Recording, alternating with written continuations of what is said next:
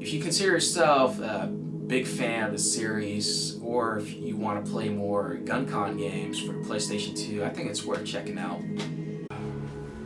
Another day, another video. Let's continue. Next up, Resident Evil 4. Resident Evil 4 is often considered to be the best in the series, but to be honest, I don't agree with this.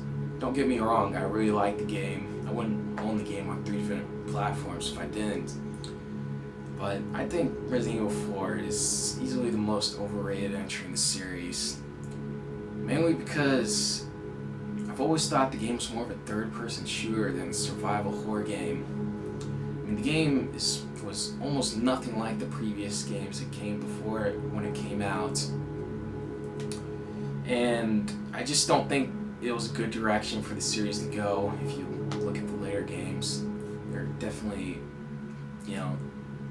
more action-oriented. But even so, I still think Resident Evil 4 is a great game. Like I said, I do like the game, and I think it has great replay value. I definitely like to come back to this game time and time again. I just think it was a wrong direction for the series to go, and it was actually the last game Shinji Mikami worked on before he departed with Capcom. And when this came out, this was originally exclusive to the GameCube, therefore making this the least exclusive game ever, since it's been ported to pretty much everything by now. It even got the HD treatment, which is actually pretty half-assed. It's not that great, but it's pretty cheap now, so it's worth picking up. But like I said, this was the last game Shinji Mikami worked on before he departed with Capcom. I guess, and Resident Evil 4 actually kind of went through development hell too. There's actually quite a few different versions of Resident Evil 4. Even, original Devil May Cry was actually made from a previous version of Resident Evil 4. And also, if you look up Resident Evil 3.5, it's very different from this game. And I actually wish we got that game instead of this one, but that's just me though. As great as this game is, even though I don't think this game was innovative as a survival horror game, it was definitely innovative as a third-person shooter though. I mean, a lot of third-person shooters owe something to Resident Evil 4 or took influence from the game, so there's that. But it's still a great game in its own right. It's definitely a lot of fun to play, but definitely, to me, this is when the series started to go downhill. Although recently it seems like Resident Evil is starting to get its shit together, so that's nice. But yeah, Resident Evil 4, great game for what it is, just not a great survival horror game in my opinion. Next up, Resident Evil Outbreak, File 2. So the original Resident Evil Outbreak was Resident Evil's first attempt at online. And it was decent. It was actually pretty good for the time, although there was no voice chat for some reason. So instead he had to use these kind of like awkward commands and taunts to tell players what you were doing or what you need. It was awkward and actually kind of funny. And File 2 didn't have voice chat either for some reason. So, but File 2 is a little better than the first, Outbreak. It definitely does make some improvements, but still very similar to that game. So if you like the first Outbreak, you'll like File 2 as well.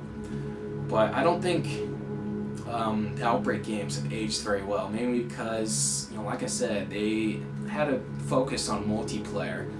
And of course the servers aren't up anymore. I think the servers were only up for like 2 years or something, and apparently a lot of people actually really enjoyed the game, so I imagine they must have been pretty pissed when they shut down the servers. But these games do have single player, but they're definitely not as good as the other Resident Evil games. So you can tell, they made this game for the multiplayer. But you can't play as multiple characters in this game, which is pretty cool. And it's definitely different than, most of the mainstream Resident Evil games. It focuses more on teamwork and survival, which is kind of cool in my opinion. I actually like. But it does feature no familiar characters from the Resident Evil games, so it's basically just a bunch of nobodies in the Resident Evil world. But if they were to re-release these games in HD and bring the servers back up, I'd buy it. I think that's something they should do, since a lot of people really liked, at least Resident Evil fans liked playing these games online back in the day. So yeah, definitely, I think these games definitely do deserve to come back in some form or another. So next up, Silent Hill 2. Silent Hill 2 is often considered to be one of the best survival horror games ever made, if not the best. And for good reason too, the game's definitely legendary. And if you want to get into survival horror, I think this is a good place to start. It's definitely, like I said, it's one of the best, and it's pretty easy to get into. At least easier than the other Silent Hill games to get into. So it's a good start if you want to get into the genre. But the thing about Silent Hill 2 is, they just don't make games like this anymore, which I think is one of the many reasons why it's held in such high regard. And honestly, I don't think we're ever going to see another game like Silent Hill 2 again. At least in my lifetime. I mean, like I said, they just don't make games like this anymore. And there isn't really much I could say about the game that hasn't already been said. I mean, Silent Hill 2 deserves pretty much all the praise it's gotten over the years. And, there's a good reason why it's held in such high regard. It's easily one of the best in the genre, and, well worth your time. So, yeah, Silent Hill 2. Oh, and definitely avoid the HD collection if you can, because it's definitely... They screwed up the porting pretty bad in those games. Those games have a lot of issues. Apparently those games, the HD collection, was actually the beta versions of these games, so there's a lot of glitches in the game, frame rate issues, and the games actually don't look as good as the original versions of these games, oddly enough, which is a real shame. So yeah, definitely avoid the HD collection. Definitely play this game on the PlayStation 2 or PC too, or Xbox if you can. So yeah, Silent Hill 2, great game. Avoid the HD collection. Alright, next up, Silent Hill 3. Silent Hill 3 is a really great game, in my opinion. A lot of people don't consider this game to be as good as Silent Hill 2, although some people consider Silent Hill 3 to be the best in the series. I do think this game does do some things better than Silent Hill 2. I mean, I think Silent Hill 3 is actually scarier than 2, although that's just my opinion.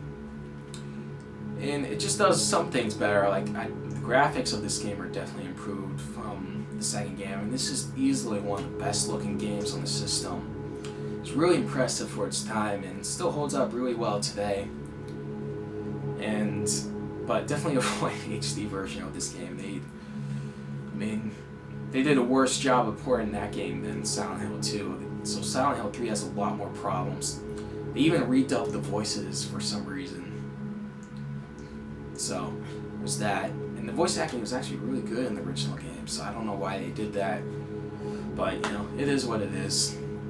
But even so, Silent Hill 3 is a great game. Even if it is harder than, Silent Hill 2, and it can be easy to get lost sometimes, I still think it's a very worthy sequel and well worth your time. So, yeah, Silent Hill 3, great game. Next up, Silent Hill 4. The Room. So Silent Hill 4 is often considered to not be a Silent Hill game, but I don't completely agree with this. I think this game does have enough elements from the previous games for it to be a Silent Hill game. Unlike games like Resident Evil 4. I mean, Silent Hill 4 is still a survival horror game, and I think it still has enough similar elements to the previous games for it to be a worthy entry in the series. So I definitely think it's an underrated sequel in my opinion, even though critics gave the game pretty good reviews. Fans hated it when it came out though. And this was actually the last game Team Silent worked on before, they parted ways and, stopped making the Silent Hill games. So, I definitely think this game is better than the later Silent Hill games. That's for sure. So I think those of those of you that hated this game back in the day when you played it, I think you should give this game another chance, give it another go. Or if you're a new fan of the series, don't avoid this game just because most Silent Hill fans hate it. I think it's worth playing. I mean, the game's far from perfect, but I still think it is a good game for what it is, and a worthy sequel in my opinion, and definitely not as bad as most people make it out to be.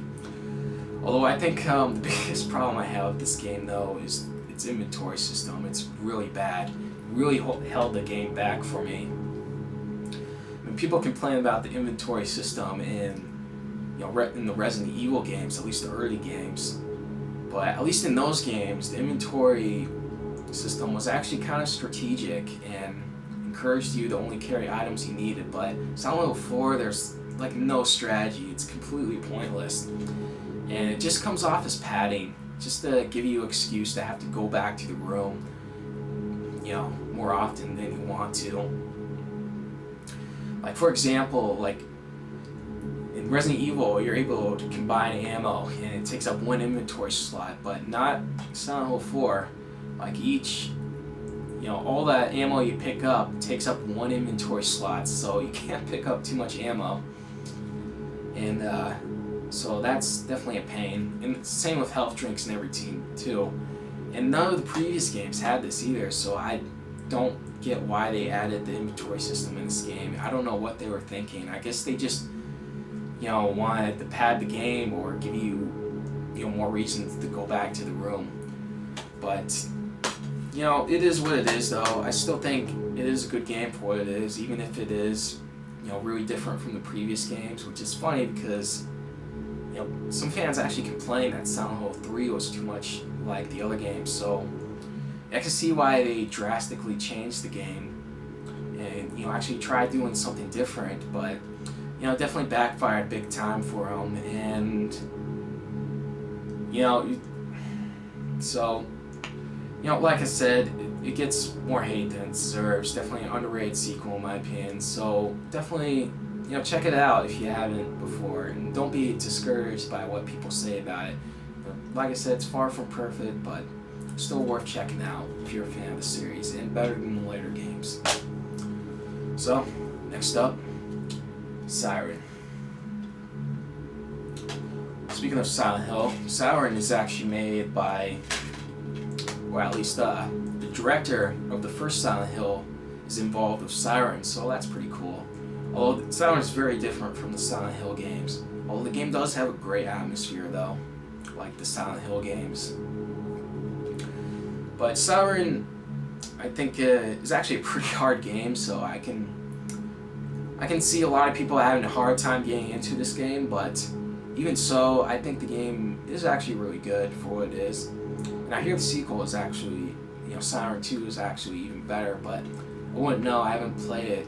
And that game wasn't localized in America, unfortunately. It's a real shame, so I guess Siren did not sell well over in the US. But, as hard as the game is, I think it is, a really cool game for what it is. It also has a pretty neat feature called sight jacking, which I don't think was used to its full potential, at least in the first game, but it's still a cool feature nonetheless, which basically involves you being able to see through other people's perspectives. So like if you're being chased down in the game and you want to know where the enemy is, you can use sight jack to look through your enemy's perspective, so you can get an idea where they're at and whatnot. Which I think is actually why the game is as hard as it is, because I guess they thought it would be too easy. The game would be too easy if they didn't ramp up the difficulty because of the sight jacking. So it's actually a pretty cool feature overall, even if it definitely does have a learning curve though, and will take you some time. It might take you some time to get used to, but it's still a pretty unique horror game and worth checking out. So yeah, that's Siren for you. So that's part of my collection for you. Who knows, maybe someday I'll make a part 3 if I get some more games in that genre. But until then, I'll see you.